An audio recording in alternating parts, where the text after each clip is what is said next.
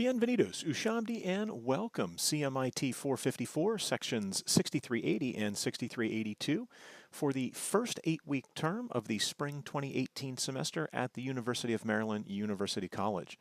This is the Cisco Networking Academy CCNA Security version 2.0 course, and this morning's Packet Tracer tutorial and solution set is going to be on Packet Tracer Activity 5.4.1.2, where we're going to sort of wrap up our look at securing Cisco routers with native applications. We looked in the previous Packet Tracer tutorial at zone-based policy firewall. We took a look at TCP intercept. We did some context-based access controls.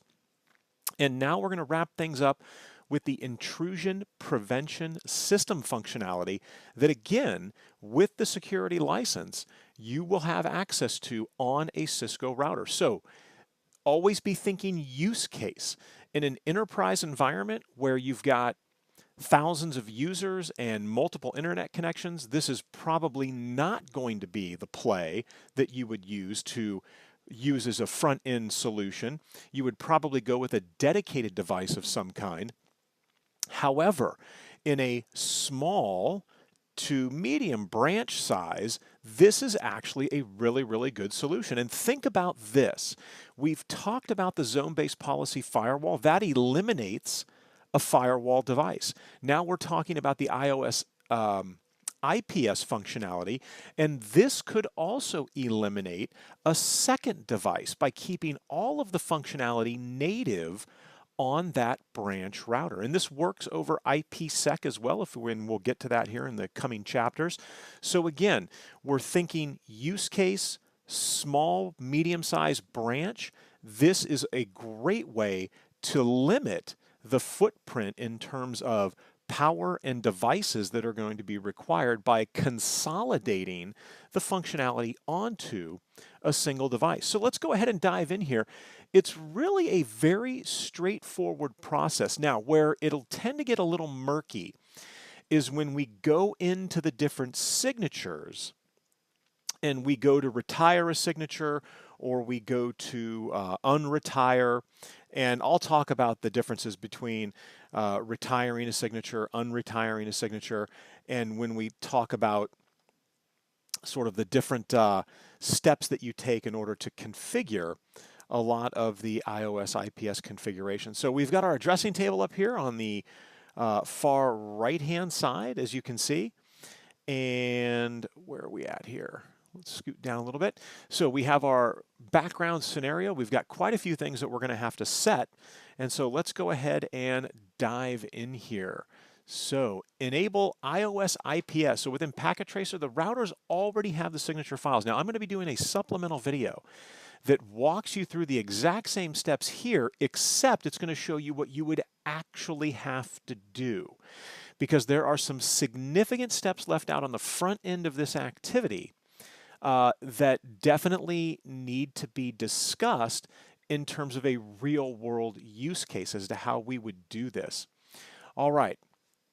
So over here on router 1, let's get router 1 set up. And I think all of the work, just looking at this here, all of our work is going to be taking place on router 1. We've got a nice large font size to work with here.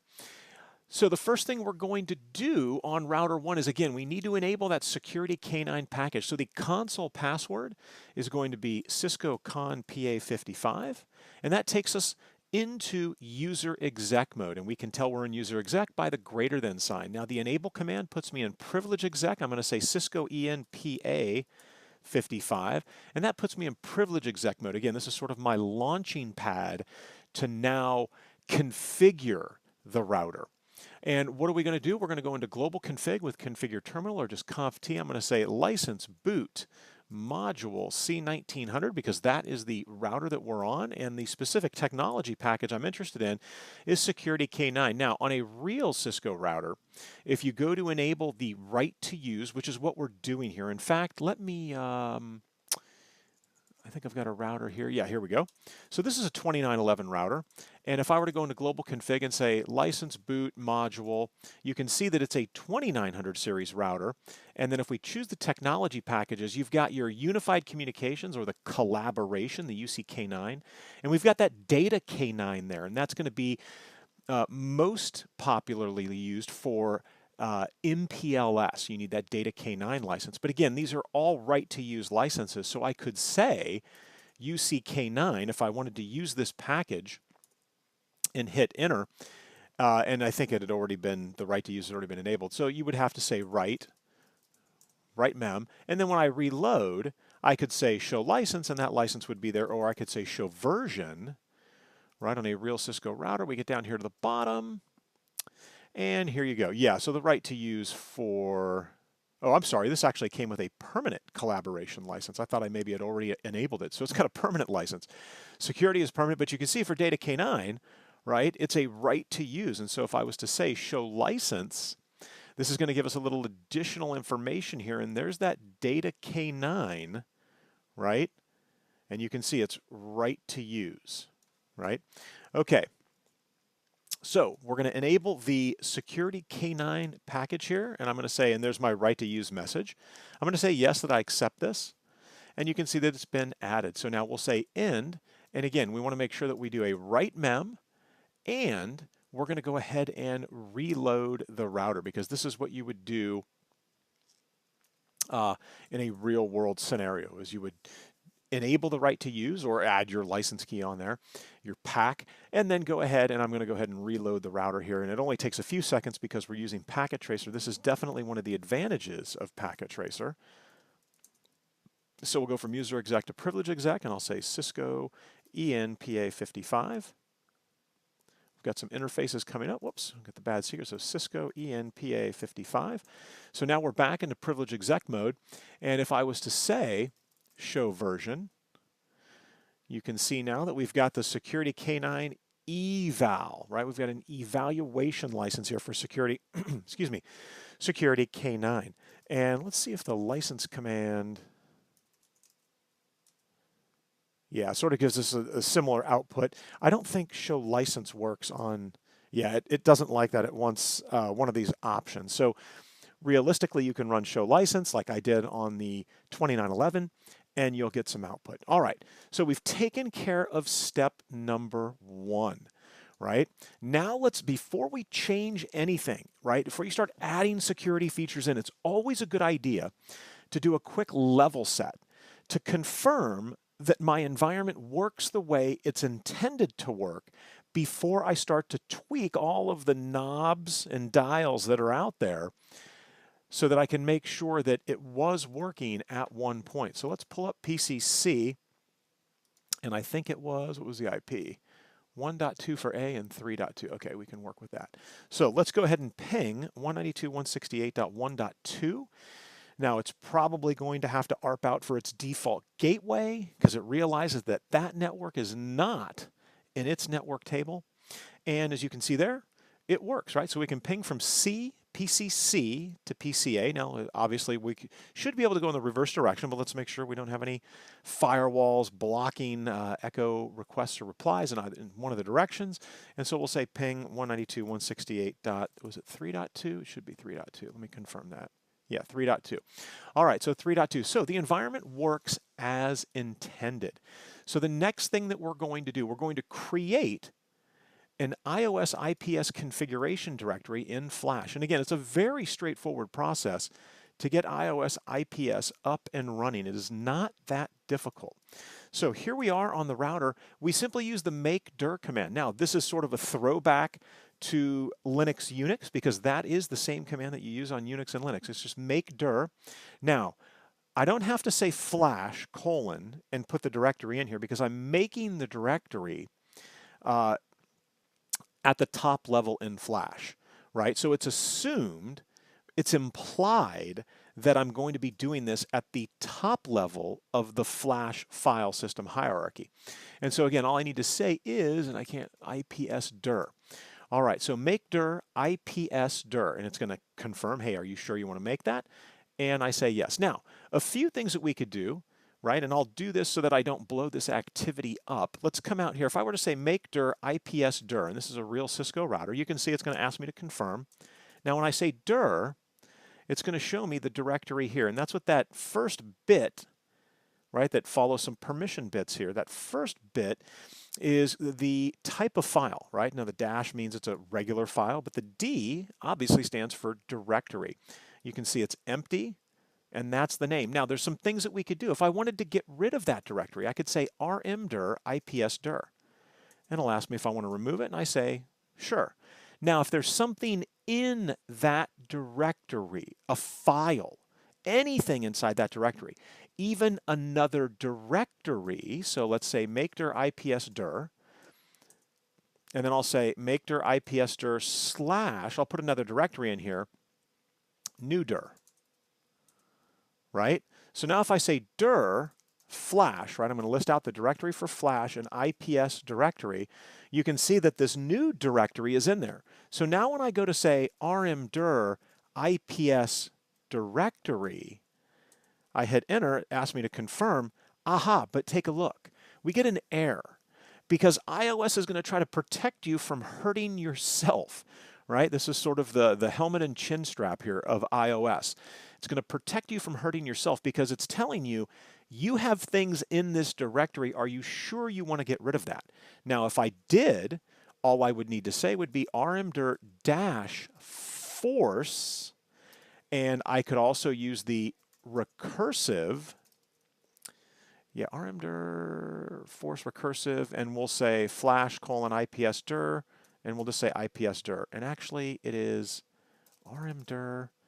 Oh, I'm sorry, I forgot out the flash one. You got to put this in first, or flash : ipsdir, and I should be able, or is it delete? Yeah, I'm sorry, delete /force /recursive flash ipsdir. There we go. And so that will do it. You can delete it, right? And you have to use the force and recursive to get everything out of there. But now you'll see that it's gone. You could also rename it if I were to say make dir ipsdir, and then I were to decide, you know what, I want to rename that.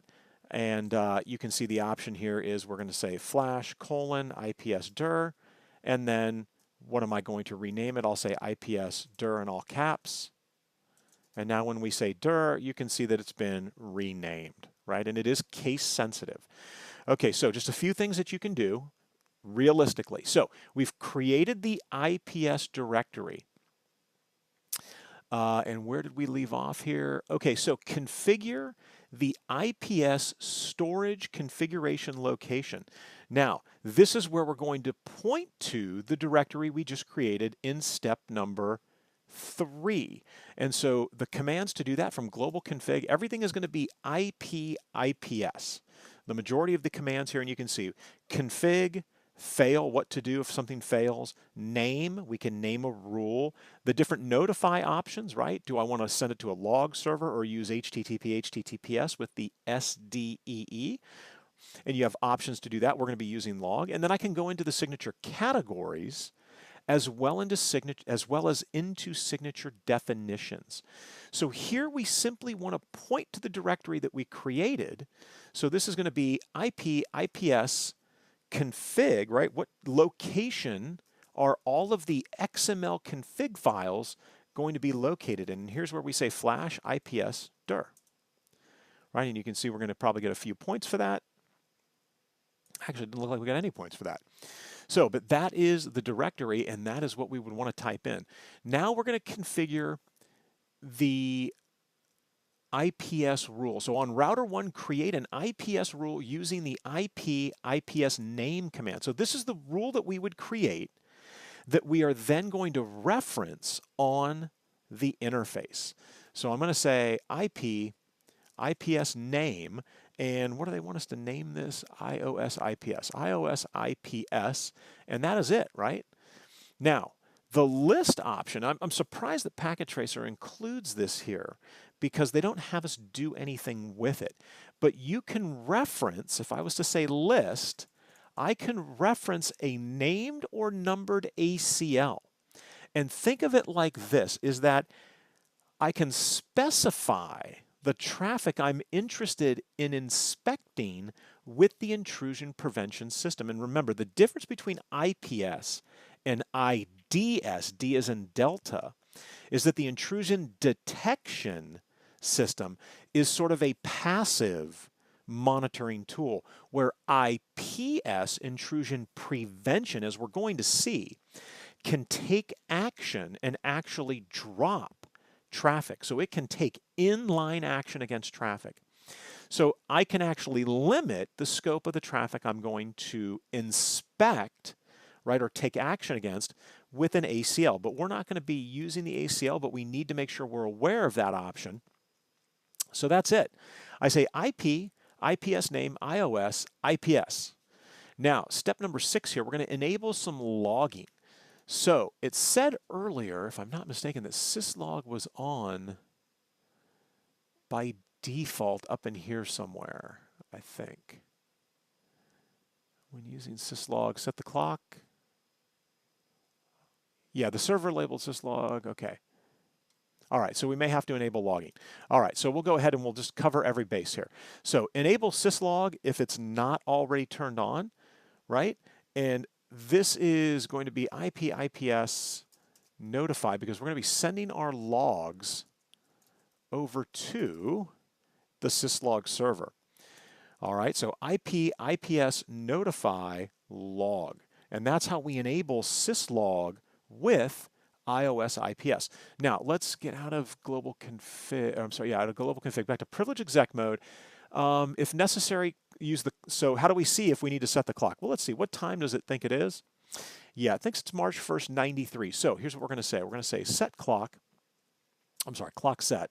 We're going to do clock set, and I'll just say, what does it show? 10:09, so 10:09:00, and then we go with the 28th day of January 2018, and that's going to get us a little closer to a realistic time, right? So there we go, and it's UTC, which I guess that's not UTC, that's Eastern time up there. I'd have to, I think, add 5 right now. So we'll leave it there. It's close enough, right? So we've got a much closer time frame, time of reference to use there. So the clock has been set. Verify that the timestamp, so let's say show run, and we're looking for the service timestamps, which I think I just went by. Yeah, so service timestamps, so no service timestamps, right? So we want to set this for the logging. We want as much information as we can get. So let's get into global config. We're going to say service timestamps log, date time millisecond, and I think that's it. All right, so we've got the clock is set. Timestamps for logging is enabled. We did the show run. You can actually do show run and we can confirm. Kind of went by, but yeah, service timestamps log has been set. And IPS syslog message displays, looking at this print here, and then send log messages to the syslog server. So this is going to be just simply logging host, and the syslog server is 1.50. So we're going to say 192.168.1.50. And that is the syslog server. Let's come over to the syslog server real quick and make sure we don't need to enable any services here. I'm going to say syslog, and the syslog service is on, all right? But we don't see anything right now, and that's okay. To check, what if I was to go into interface, let's do show IP interface brief, and we could actually test this before we configure IPS by going into the serial interface. Don't go into the gigabit Ethernet interface, because that would cut connectivity to the syslog server off, and I've done that before in some of these videos. And I'll say shut on the serial interface. You can see it takes the OSPF process down, and I'm checking to see if we get anything. We do not. No shut. Oh, there we go. Okay, interface change. All right, good. So I want to confirm that, hey, syslog functionality is working. All right, so the interface is back up. The syslog server is good. You can see we've got some other OSPF information coming in, so we're good there. Now we get into, and again, the first couple of things, right? IP IPS notify log, IP IPS name iOS IPS, and then make dir IPS dir. All kind of very straightforward, right? I mean, very, very easy to do. Now we get into where it gets a little more complicated, but not super complicated. So what we're going to do now is we're going to create and we're on step number 7 here. We're going to configure the iOS IPS to use the signature categories. Now, very, very important that you retire the all category. And here's the difference. When we talk about retiring and unretiring, if we retire something, what that means is you're telling IPS, the iOS IPS, don't compile that signature, right? We don't want to compile that into memory. And that's why we retire the all. If you were to try to run with all signatures on, I can almost guarantee it's going to bring your router to a screeching halt. It's going to lock the router up. You just simply cannot use every single signature that is out there, right? Typically, you will use basic, and I think that's what they have us doing here. Yeah, the iOS IPS basic. So retiring it says don't compile that signature into memory, right? We're not going to be compiling into memory. Unretiring means compile the signature into memory. Now, you've got retiring and unretiring. Those are both about compiling, whether we compile or not.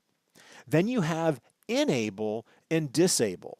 And again, this is typically where the confusion comes in, is when you say that you're enabling a signature, that means that it's going to take action, right? That you're telling it, hey, you can match packets and you can take an action, right? And if you disable it, it simply means it's not going to take an action.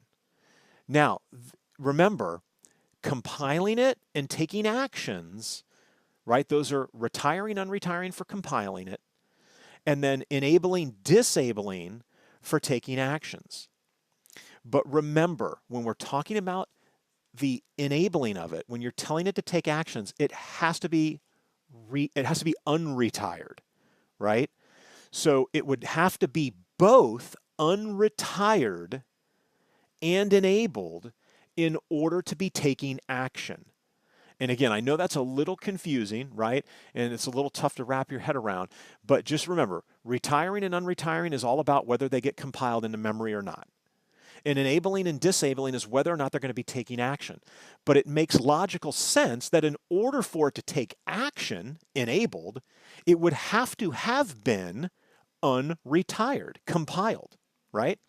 So those are the critical pieces, right? And we'll talk about that as we move through here. So let's get back into where are we at? Step 7. And so here we go. So we're going to retire the all signature category with retired true. So how do we do that? Well, again, it's going to be all based off the IP/IPS signature category. And this can get annoying, right? Because I love using the tab key for completion, for context-sensitive completion, but you'll notice here it's not going to work. And the reason that it doesn't work is because you're going to have to spell signature out dash either C or D every time to get to that completion. And what I mean is it doesn't know which one you mean until you get to either signature category, which is where we're headed, or signature definition. So if I get here, then I can hit the tab. But I've never liked the fact that you always have to complete the spelling of signature dash and then the first letter to get into the category. Now, what can we do from the signature categories, right? Well, we can pick the different categories we're interested in. Now, there's the all categories. You can see that the iOS IPS has subcategories. There's a basic, there's an advanced, and we'll see those here in a second. But the all categories, we have to retire this, right? So we're going to say category all, and then what are the options? I can exit out, I can say no, or I can simply say retired, and I can either retire it or I can unretire it by saying false. Now, again, remember, when I say retired true, that means that it is not going to compile all signatures into memory, which again is going to blow your router up. So if I say retired true, it disables the compilation of it. If I say retired false, I'm saying, yeah, no, compile all this into memory and we're going to use this for scanning. We don't want to do that. So again, we're simply going to say retired true to get rid of it. And that's it, right? So that's the first step. We retire the all category. You always, always, always retire the all category. And then we'll come back out one step because remember, we saw some other options here, right? So we've retired everything in the all category, but now I want to turn some things on, right? I'm interested in unretiring some of the iOS IPS functionality. So I would say category iOS IPS, and we have the option to do basic right now. If I come back over to the real Cisco router where we got logged off, and I go into global config and I say IP IPS, and we'll get into the signature, and it does do it here. It brings me to signature, complete signature there, but you still have to get the category in there. So if I was to go into the categories, right, and say category, you can see, take a look here on a real Cisco router, right? This can get very, very intense in terms of the options that you have available to you. You can go into web server categories. You can go into denial of service or distributed denial of service, attacks, denial of service, email, instant messaging.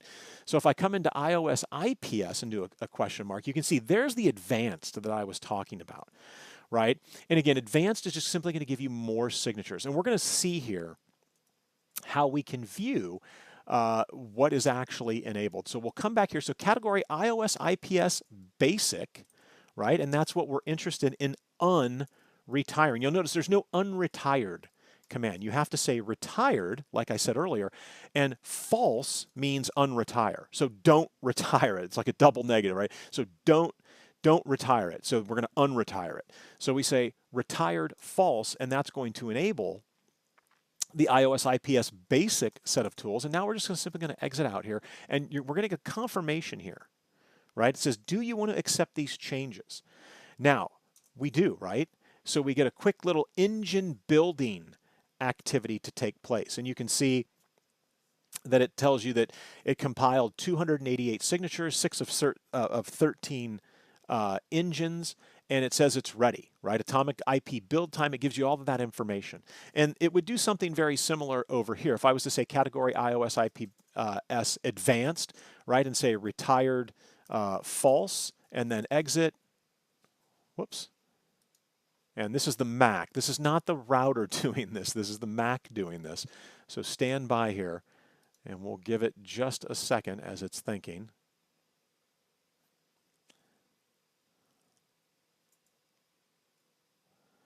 And can we get back over here? Okay, so we're still good over here. So while it's thinking on that side, we'll come back over here.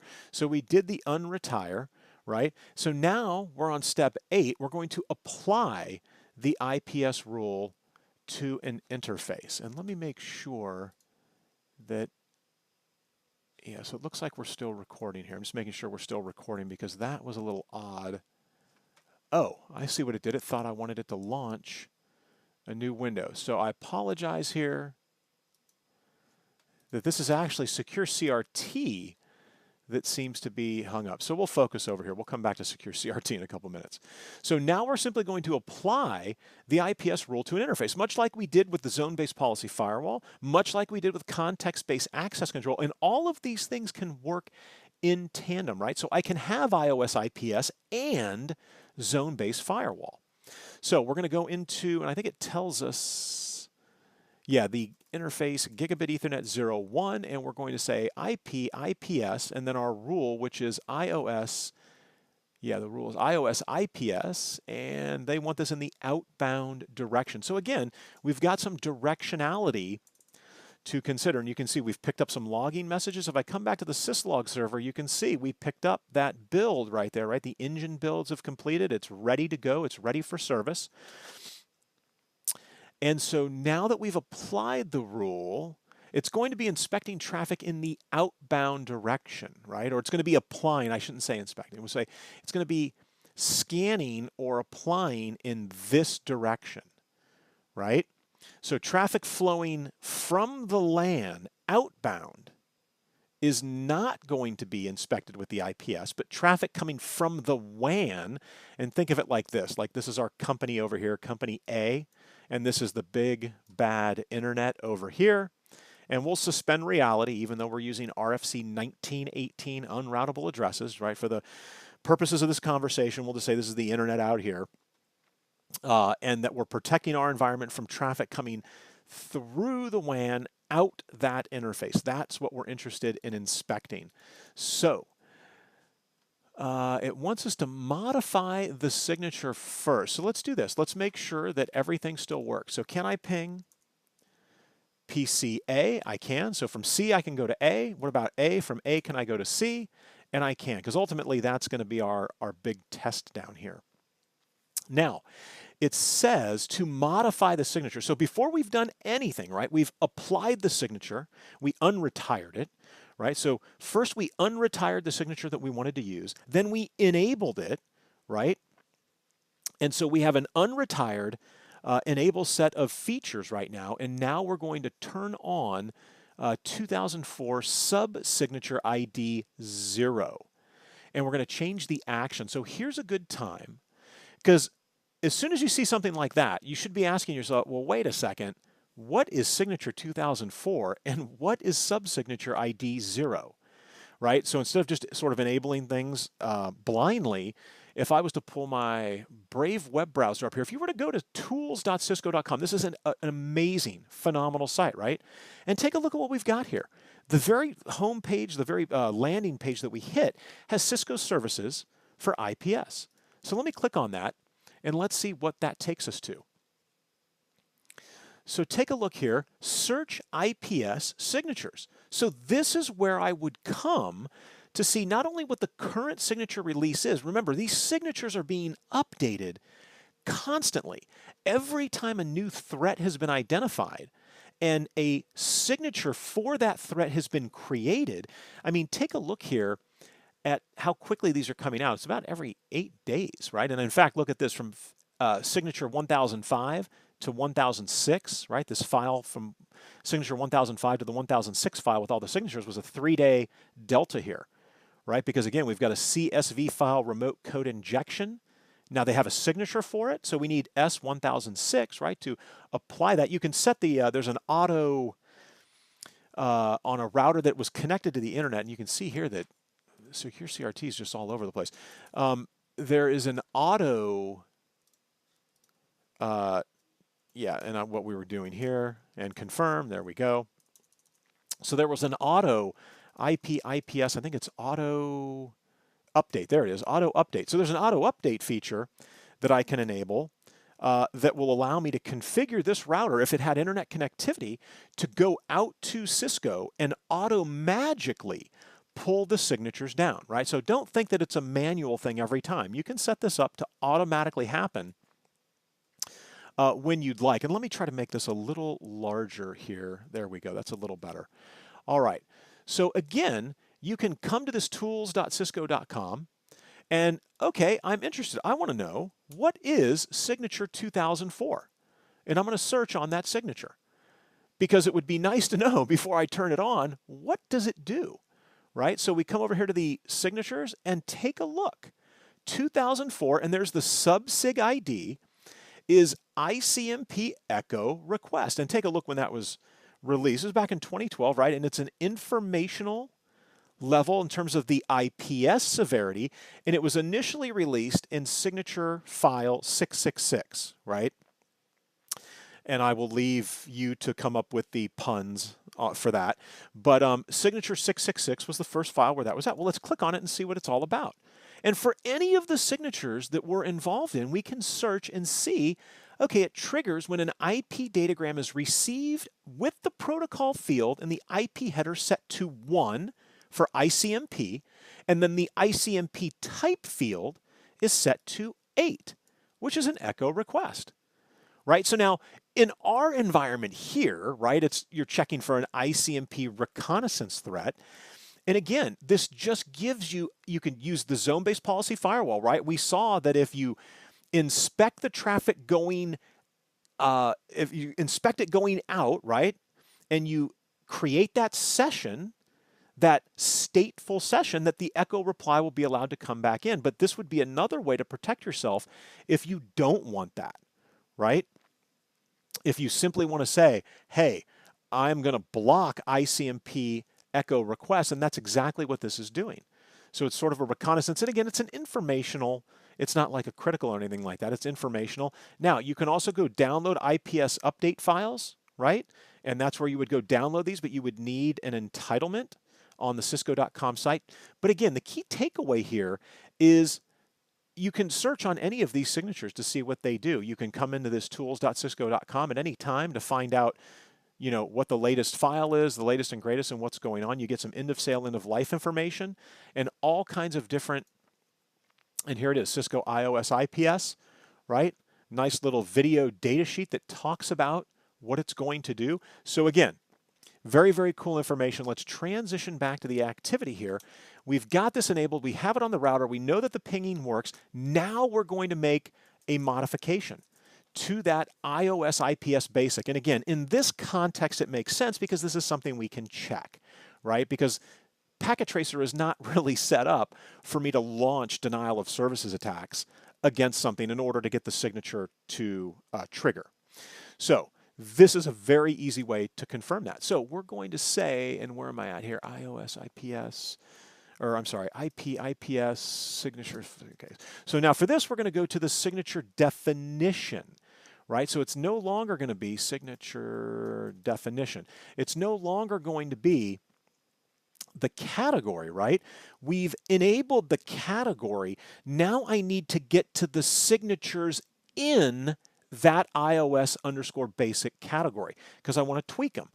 And so we're going to say, what was it, 2004? So signature 2004, and you can see that we're going to say the sub-sig ID is 0. And now this is where it gets a little more complicated because, again, we've got an engine. What do we want the engine to do when it matches it? And then we've got the status. Now, and again, I apologize if this gets a little murky here. So we did the unretired, retired, right? And that is whether they're compiled or not into memory to be used.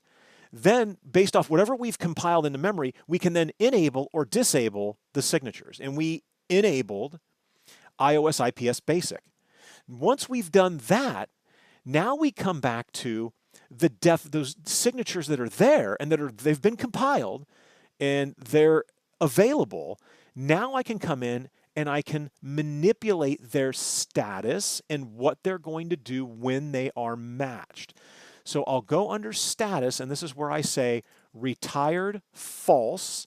So I'm unretiring this, and I say enabled true to go ahead and use it. Now I come back out and I say engine, and my options are event actions, right? So I've got some event actions I can pick.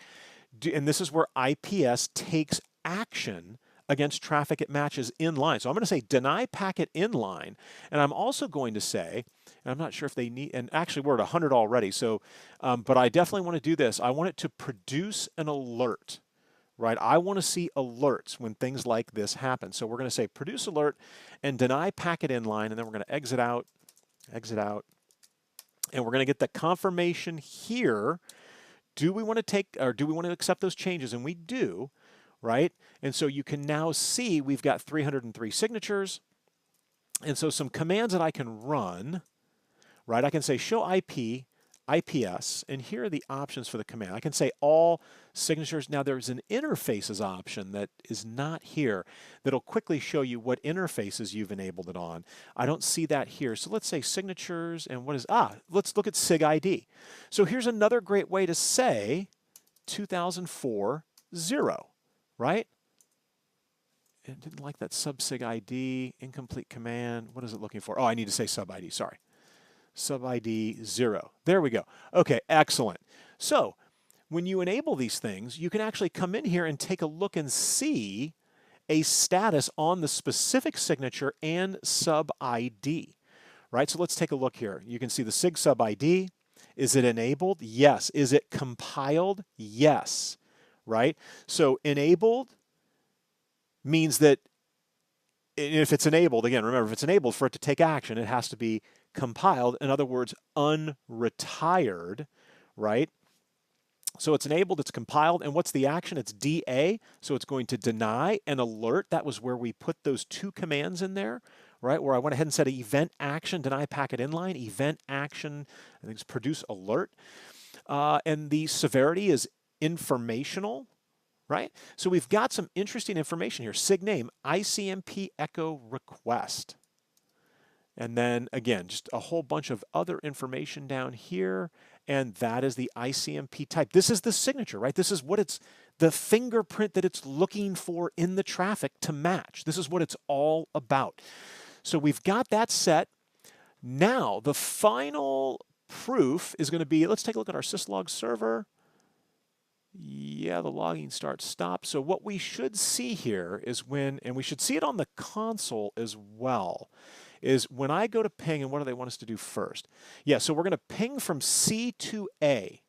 And actually, let me do A to C first. So I'm going to ping from PCA over to PCC. And it works. And the reason that this works is because, remember, are we matching traffic coming into Gigabit Ethernet 01? And actually, let me change colors here. I'm terrible with changing colors at the appropriate time. So we'll stay with green. So is it checking traffic coming in, that echo request? Is it looking at it inbound, that ICMP type 8, the echo request? Is it looking at that inbound on that interface, or is it looking at that to try to drop that traffic inline outbound? And the answer is it's trying to match it outbound, right? I'm drawing with my mouse here. It's outbound. And so the echo request goes out and the reply is allowed to come back, because we're not blocking replies, we're blocking echo, or I shouldn't say we're blocking, we're dropping. We're dropping echo requests. So that's why the A to C works. Now, let's quickly check here and see, what about C to A? Should this work?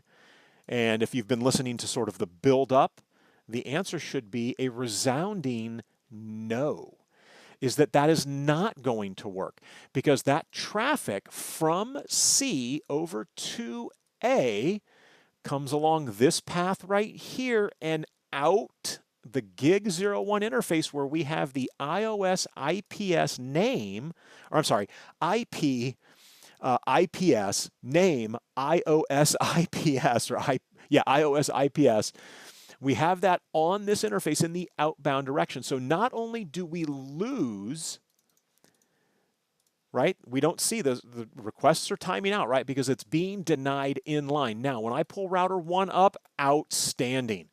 We were logging it here. So now to the console, we're getting logging messages. Signature 2004 subsig 0. We know that that is ICMP subsig 0 type 8. Excuse me, echo request. A very low risk rating, right? Because remember, it's informational, and we get some information about that traffic. So then we could take steps necessary, if required, to go ahead and do further investigation. And last but not least, our syslog server is seeing this as well, right? All right, well, this is going to wrap up Packet Tracer Activity 5.4.1.2, where we took a look at a great small to medium-sized branched solution to limit the introduction of another individual device by combining that functionality into iOS using iOS IPS. Again, the supplemental tutorial that's going to follow this is simply going to be about the signature key that we're going to need, right? We're going to put a crypto key onto the router. You need to have that. How to get the signature file, and then how to TFTP that onto the router, because all of those things, right? All of that wasn't in here, and we need to make sure that we understand how to do that. All right. Thanks so much for watching, and I will talk with you soon.